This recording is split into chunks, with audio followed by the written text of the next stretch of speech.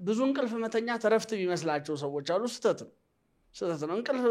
ሲጀመር ልማድ ነው ከዚህ በኋላ እንቅልፍህን ና ካልከው ይመጣል እንዳትመጣ ካልከው አይመጣም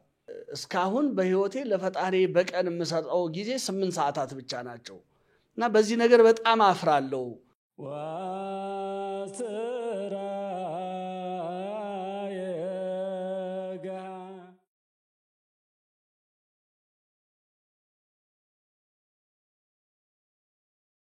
ይሄ አባ ቢሾይ እንደዚሁ በገዳም ሲኖር እንቅልፍ ሌሊቱን በጸሎት ተግቶ ለማደር እንቅልፍ እንዳያስቸግረው ጸጉሩን ከምሰሶ ጋር ጸጉሩን ከእንጨት ጋር ያስረ ነበር ይላል ገድሉ እና እንቅልፍ ጥሎት ወደፊት ዘንበል ሲል ያ ነገር ጸጉሩን ይነጨዋል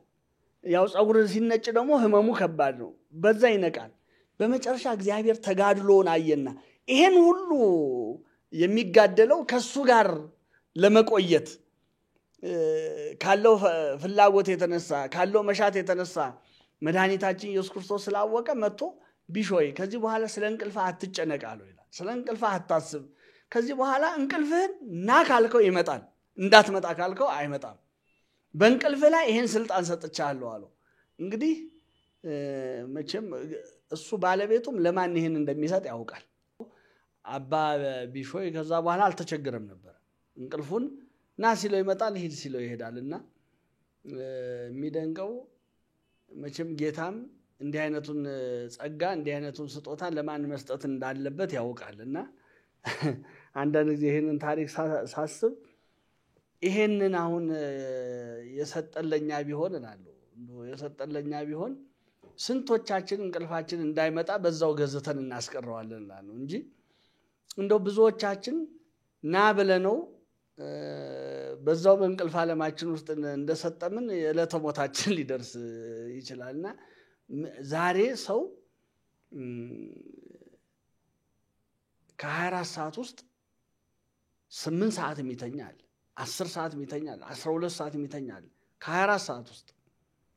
እና ያንን ሁሉ ሰዓት በእንቅልፍ ዓለም ውስጥ ቆይቶ ለዛውም ሳይጠግቡ መነሳት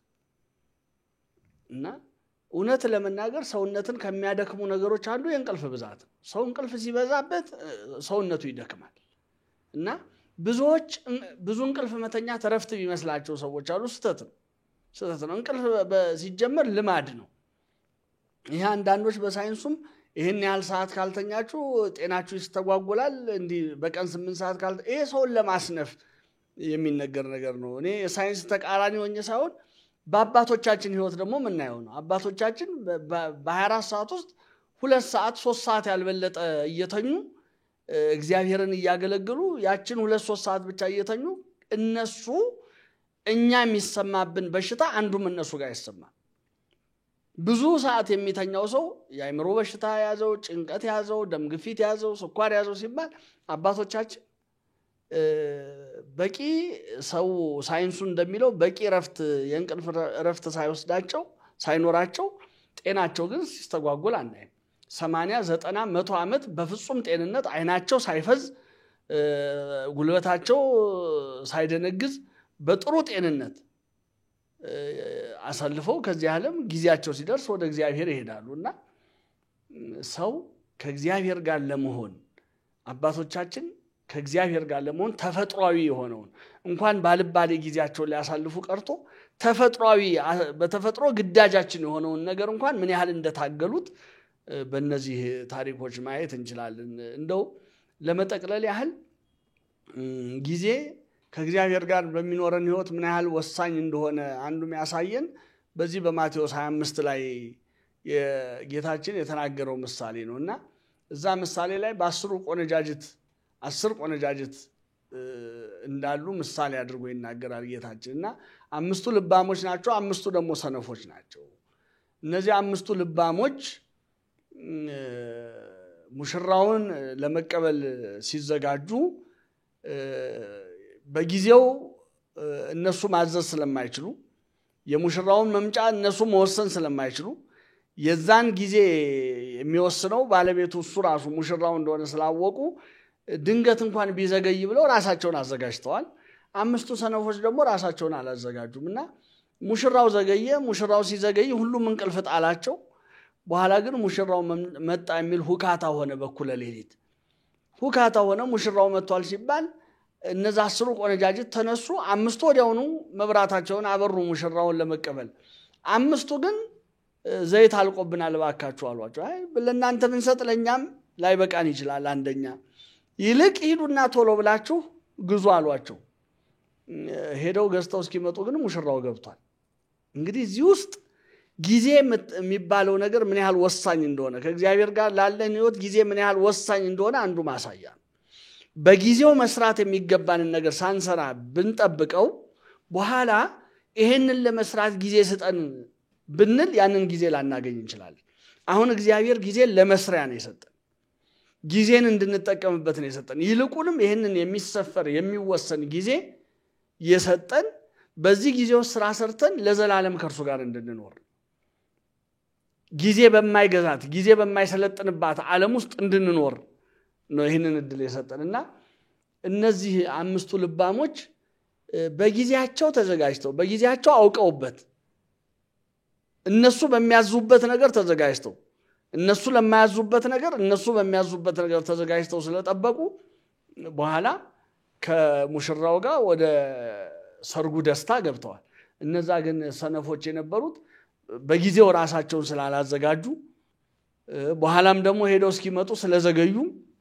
አትገቡም አላውቃችሁም የሚል መልስ ነው የተሰጣቸውና ክርስቲያኖች ጊዜ የተሰጠን ለምን እንደሆነ አውቀን እንግዲህ በዚህ በግንቦት ወር ልምምድኛ ያሰብነው ምንድነው ይሄ እያንዳንዱ ክርስቲያን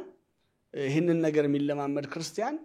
ጊዜውን እንደ ተራ ነገር እንዳያየው ጊዜውን እንደ ተርፍ ነገር እንዳያየው ጊዜውን ለሚጠቅምና ዋጋ ላለው ጉዳይ እንዲያውለው ይልቁንም ከእግዚአብሔር ጋር ላለው ህይወት ጊዜ መስጠት ሲባል ምን እንደሆነ እንዲገነዘብ ስለዚህ ጊዜ ሲሰጥ ጊዜውን በጸሎት ማሳለፍ ጊዜውን ቅዱሳት መጻሕፍትን በማንበብ ማሳለፍ ጊዜውን መጽሐፍ ቅዱስን በማጥናት ማሳለፍ ጊዜውን ስለ መንፈሳዊ ውይይቶች ከወንድሞች ከእህቶች ጋር መንፈሳዊ ውይይት በመወያየት ማሳለፍ ጊዜውን ቅዳሴ በማስቀደስ ሰዓታት በመቆም ማህሌት በመቆም ማሳለፍ ብቻ ጊዜውን የተቸገሩ በመርዳት የታመሙ በመጠየቅ የተቸገሩ በመርዳት እንደው ጊዜ አገኘው ብሎ ቶሎ ወደ መኝታ ቶሎ ወደ አልጋ ይሄ እንደታመመ ሰው እንደውም እኮኛ በሰንበት እንኳን አሁን ረፍት ይባላል የሰንበት ረፍት አሁን ሰንበት ረፍት ሲባል እንደ አይሁድ አይደለም የኛ ረፍት አይሁድ ሰንበት ሲሆን ከተቀመጡ አይነሱም ከዛችሁ ረፍት ተብላ ከተነገረችው ምንም ነገር ላለ መስራት ተጠንቅቀው እንደዚህ ውሃን ቀዳም እንጨታን ሰብርን ብለው ነው የሚውሉበት ሰንበትን የኛ ሰንበት አከባበር እንደዚህ ከተቀመጥን ማንናሳበት ከተጋደምን ቀና ማንልበት አይነት ሰንበት አይደለም እናከብረውኛ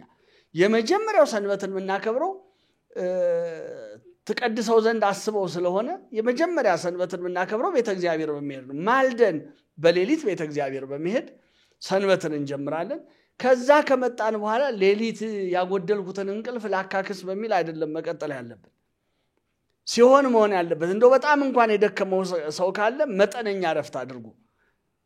ረፍት አድርጎ ከዛ በኋላ ያዘኑ ካሉ ለማጽናናት የታመሙ ካሉ ለመጠየቅ የተጣሉ ካሉ ለማስታረቅ ነው መትጋት ያለበትና ቅዱስ አትናቴዎስም በዚህ በቤተክርስቲያናችን በቅዱስ አትናቴዎስ ቅዳሴ ላይ ረፍትነሳ እኮ በሰኪብ ከመዛሐመ በደዌ የኛ ረፍት ምንለው እንደ ታመመ ሰው ከአልጋ ጋር ተጣብቆ በመዋል አይደለም ብሎ ነው ቅዱስ አትናቴዎስ የሚናገረው እና ረፍት ሲባል ዝምሎ አልጋ ጊዜን አልጋ ላይ ተጣብቆ በመዋል እንደ በሽተኛ ሰው ካልጋ ተጣብቆ በመዋል ማሳለፍ አይደለም በጎ ስራ በመስራት ማሳለፍና ይሄ ሲሰማ ጊዜ የለኝም ቢዚ ነኝ የሚል ሰዎች እንዳሉ እንሰማለን ይሄን የሚያሳፍር ታሪክ አንድ ጊዜ የሰማሁት ምንድነው አንዲት ግብጻዊት እናት ለነፍስ አባቷ ንስሐ ስትናገር ምን ብላ ተናገረች 5 ልጆች አሉኝ ባለ ትዳር ነኝ 5 ልጆች አሉኝ የባለቤቴ ስራ ብቻውን በቂ ስላልሆነ ቤተሰባችንን ለማስተዳደር ስራ ሰራለሁ በተረፈው ደግሞ ቤት መጥቼ ለዚህ ሁሉ ቤተሰብ የሚሆን ምግብ አበስላለሁ ልብሳችንን ቤታችንን አጸዳለሁ ልጆቼ ገና እኔን መርዳት የሚችሉበት አቅም ስላልደረሱ የቤቱን ሁሉ ስራ መስራው እኔ ነኝ ባሌ ደግሞ ሲነጋ ጀምሮ እስኪመሽ ድረስ ስራ ላይ ስለሚውል ቤት ውስጥ ያለውን ነገር ሊያግዘኝ አይችልም ደክሞ ነው የሚመጣው እኔ ውጭ የምሰራውን ስራ ጨርሼ እንደመጣው ቤት ውስጥ ደግሞ ያለውን ስራ ሰራለሁ እና ከዛ በኋላ ነው ለፈጣሪ ጊዜ የሚኖረኝ እና አባቴ በዚህ ሁሉ ነገር እየተያዝኩኝ እስካሁን በህይወቴ ለፈጣሪ በቀን የምሰጠው ጊዜ 8 ሰዓታት ብቻ ናቸው እና በዚህ ነገር በጣም አፍራለሁ እና ፈጣሪ ይቅር እንዲለኝ ለምኑልኝ ብላ ያንን እንደነሳ ነገረቻቸው የሚል አንብቤ በጣም ደንግጫለሁና እኛ ምንም አይነት እንዲህ አይነት የኑሮ ጫና ሳይኖርብን እንኳን ለእግዚአብሔር ምን ያህሉን ጊዜ ነው እየሰጠን ያለው ይሄ በጣም ሁላችንንም የዚህች እናት አነጋገር ሁላችንንም ልናስበው ልናስተውለው የሚገባ ነገር ነውና እንኳን በሐዲስ ኪዳን የእግዚአብሔር ምህረቱ ቸርነቱ ይቅርታው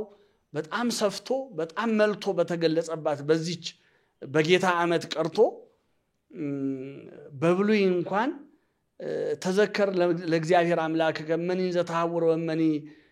እንዘ ተሰክብ ወመኒ እንዘ ተስተሰይ ወመኒ እንዘ ተነብር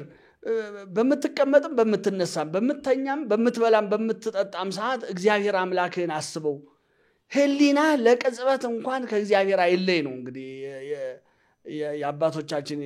በይበልጥ ይሄ የነብዩ ሙሴ ንግግር ነውና በማናቸውም ሰዓት እግዚአብሔርን አስብ እዚህ አንድ ክርስቲያን ትልቅ ጥረት ማድረግ ያለበት ተዘክሮተ እግዚአብሔርን ማሰብ በሁሉ ደቂቃ በሁሉ ሰከንድ እግዚአብሔርን ማሰብ ከህሊናው እንዳይለይ ከልቡናው ተዘክሮተ እግዚአብሔር እንዳይለይ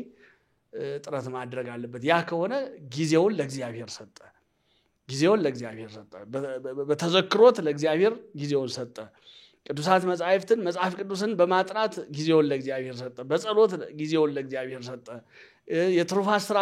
በመስራት ጊዜውን ለእግዚአብሔር ሰጠ ብለን ልንናገርለት እንችላለን ከዚህ ውጪ ከሆነ ግን ጊዜውን ከማስቀሰፉም በላይ ጊዜውን በአግባቡ ባለመጠቀሙ ራሱ በእግዚአብሔር ፊት